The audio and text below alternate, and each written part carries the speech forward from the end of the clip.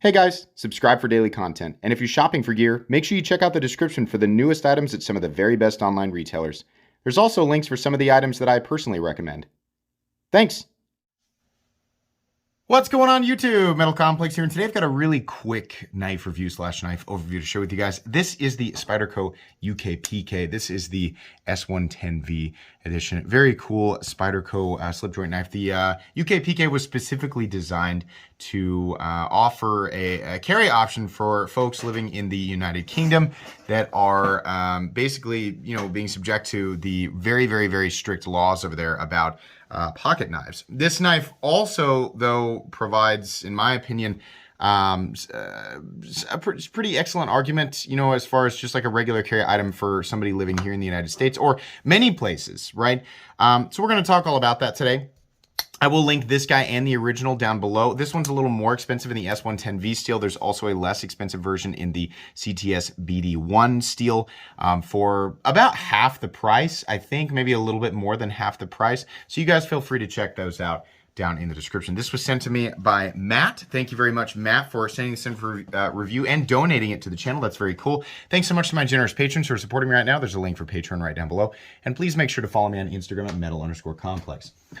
The reason that we're going to speed through this today is because this is a pretty simple knife. There's really not a lot going on here. Overall length is coming in at right about maybe just shy of 7 inches. The blade length is coming in at just shy of 3 inches, 2.9 inches, and the cutting edge is coming in at about 2.6, 2.65 inches overall. We'll just do a couple of size comparisons. How about up against the Ontario Rat Model 1? And how about we do the Spyderco Para 3? I think that's probably a good size comparison. So you can see there it's a little bit smaller than the Spyderco Para 3. And then I think probably the next most common is going to be the Bug Out. So up against the Bug Out, you can see there, again, a little bit smaller than the Bug Out. Let's go ahead and do carry profile. Thickness up against the Spyderco Para 3. You can see here this is not a thick knife, not even close, very thin knife. How about carry profile up against the PM2 and Para 3? Length and height, you can see it's fairly tall, but it's still definitely shorter than the Spyderco Para 3. It's also nowhere near as long in the body this way. So not really a lot that's going to cause carry issues here. Let's go ahead and do a measurement of blade stock thickness. Blade stock thickness on the UKPK coming in at about 95 thousandths, very thin as you would expect. For materials, we're looking at FRN, a little bit of steel back here in the back spring, right? And then steel for the blade, right? So there's really not a lot that could possibly be causing it excess weight. I'm gonna guess this thing weighs something like 2.5 ounces at max, not even 1.73. There's really not a lot here to complain about. You're getting quite a bit of knife for 1.73 ounces. Should we go ahead and do a hardware check? I think so. Let's get out my tools. As per usual, my tools are very inexpensive and very recommendable. You can find them right down in the description in the section that talks about my tools. The pivot and the body screw and the body screw slash pocket clip screw are all T8. So there you go. No issues there.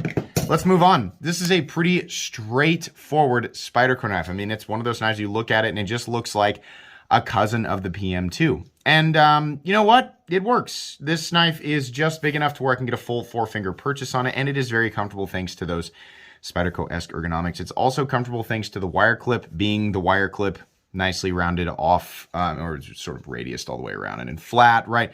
Wire clip also works really well in and out of the pocket. This is about as simple and straightforward as it gets.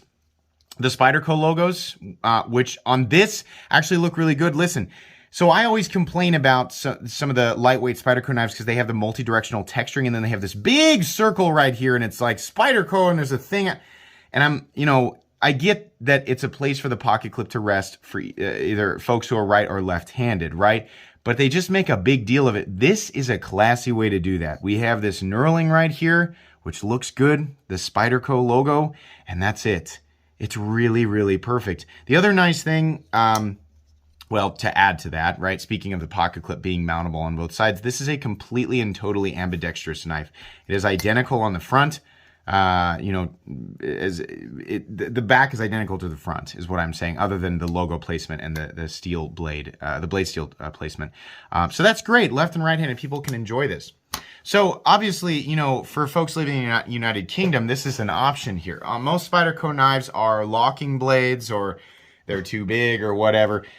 This is a great option, and you get to enjoy Spyderco's ergonomics and basically the geometry of their leaf-shaped blade, right? I mean, which just makes for an ideal cutting tool. So that's great, but also, you know, even if you're not restricted by the same laws that are in the United Kingdom, this is the type of knife that I would easily reach for if I was going on a road trip. You guys know what I'm talking about. You got a bajillion knives that are totally fine to carry in your location. I live in Kansas. I got a ton of knives that are totally okay to just walk around with in Kansas.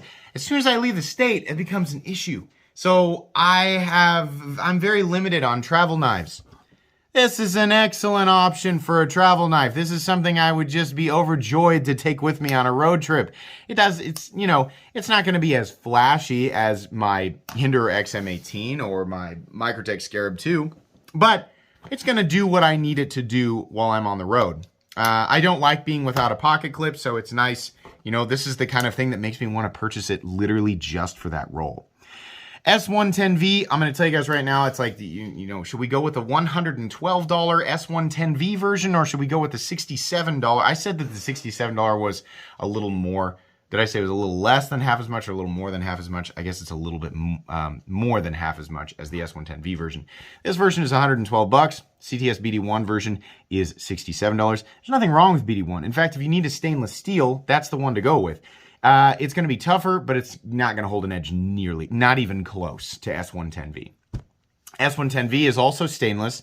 I don't believe it's as stainless as CTS BD1. Definitely not as tough, so it's going to be prone to chipping. But is that really a concern in a knife like this?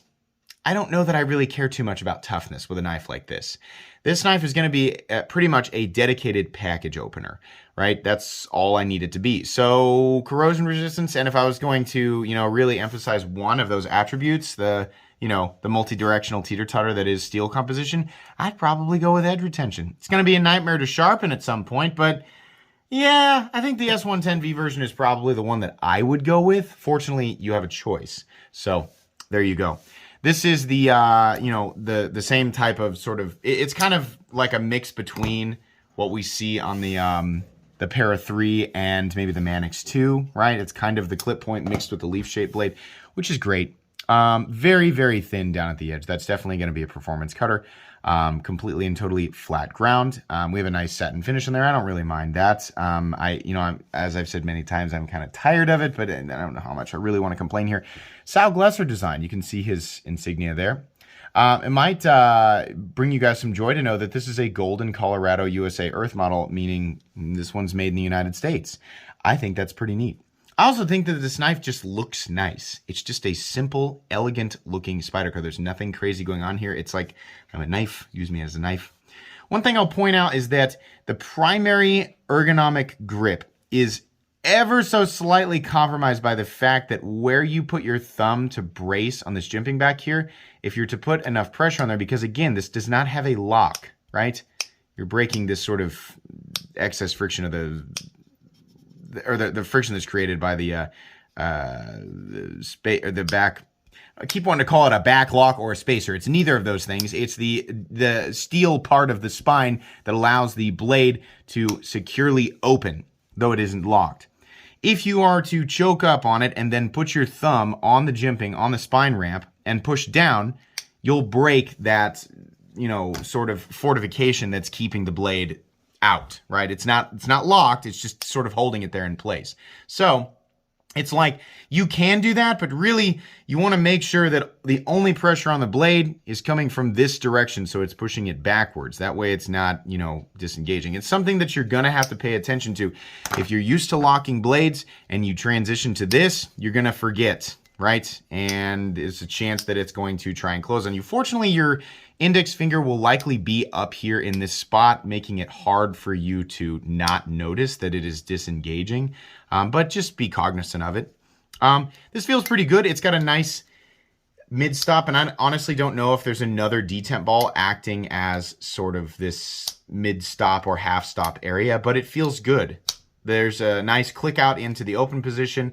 Definitely a good stopping point right here, which is nice. I've always said it's nice when there's like a stopping point. It kind of triggers the senses. If you're closing the blade absent-mindedly, there's a point where the blade will stop on its own to remind you, hey, the blade is coming down and the blade is sharp. You might want to pay attention to what you're doing. I like that. And then it closes nicely. Everything feels solid. I like that. In fact, there's no side-to-side play at all, and there's no up and down play. I mean, obviously you can break it out of the open position, but yeah, everything just feels really good. It's just that one area, right? If you're going to use that ramp, if you push down too hard, it's going to break away from the open position. So just be aware of that. Like I said, ambidextrous, lefties, you can enjoy it. Clip position is great. There's hardly any part of the knife sticking up out of your pocket. It's just excellent. This knife, it's no reason to comment on lockup because there's no lock. It's almost perfectly centered. I'm sure I could mess with that. I'm 100% certain that I could mess with this pivot and get it to center up. But it's okay. This is a good knife. Not everybody is going to need this, but obviously if you live in the United Kingdom, I know I have some folks who live in the United Kingdom. Shout out to our friends over there. They have it rough, guys. They got it rough over there with the knife laws. Oh my gosh. And, I take my, my living situation in Kansas, I take it for granted sometimes because I forget, like I have all this stuff that I can carry and nobody cares, right? And then I hear about what, the folks in the United Kingdom, they have to deal with. And it's like, oh my gosh, why? Why are they so restrictive, So it's a bummer. But while this, I'm not going to sit here and tell you that this knife is as cool or I like it as much as some of my crazy autos or some of my larger knives. This is a very, very good knife. And honestly, something that I would be proud. If I did not have another option, right? I would be reaching for this thing in a heartbeat. If I was, was dealing with some of the most restrictive laws that I have ever heard of, I would be proud to carry something like this. This is great. And I think anybody who decides to pick this up will be happy.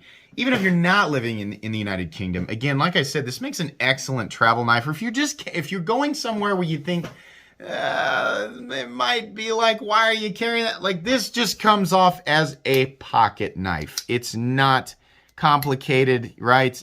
Pretty much anybody can figure this out. Another good reason to pick this up is that it makes an excellent gift. If you've got a friend or a member of the family who just cannot, for the life of them, seem to figure out how a liner lock works. My dad is like that.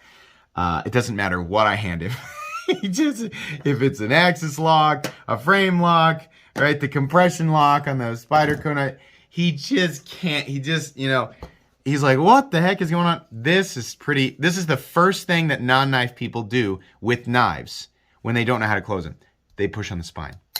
This knife will do exactly what they expect it to do. It will close, right? So if you have a friend or family member in your life who cannot seem to work out the locking mechanisms, and in all fairness, it's like, if they've never experienced them, like how can we expect them to understand it, right? This makes a really good gift. There's a lot of reasons to pick this up. Like I said, it's not going to be for everybody, but I like this a lot. I understand its place in the knife world, and I kind of feel like it's underrated. It's not like the UKPK has not been around it's been around for a while, right? But I really feel like it's underrated. This is a great knife. It's going to be going in 2 playlists, my recommended knives playlist and my Spyderco knives playlist. So if you have a place for this in your life, definitely check it out. It'll be linked right down below. You can go with the less expensive CDS BD1 version or the more expensive, in my opinion, the better one, S110V version. Thanks again to Matt for sending this in. I'm really glad that I finally got an opportunity to look at this. It's really cool that Spyderco does stuff like this. Anyways, please make sure to follow me on Instagram at metal_complex. If you enjoyed this video, leave a like. If you'd like to check out my other content, I do, of course, have lots of videos of knives. They're either expensive or inexpensive that I don't like, so check those out. If you enjoy all my content, go ahead and click on that Metal Complex logo right there and subscribe because there's definitely more coming. Thanks again for watching, everybody, and have a great day.